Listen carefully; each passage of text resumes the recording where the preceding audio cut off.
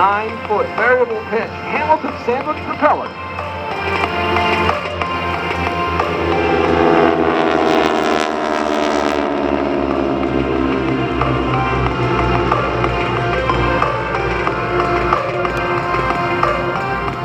Now remember, this was a war training area.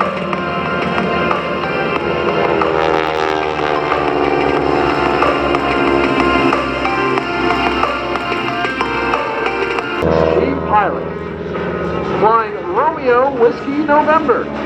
He has been flying since 1975 and allowed more than 7,000 hours, both in aerobatic instructor ratings and boots. In addition to Harvard, Scott flies aerobatic limited category owns 2 aerobatic aircraft of the Lanka Decathlon, the Soaring Association of Canada.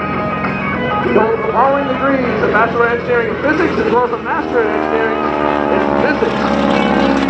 I'd say Scott's a smart guy.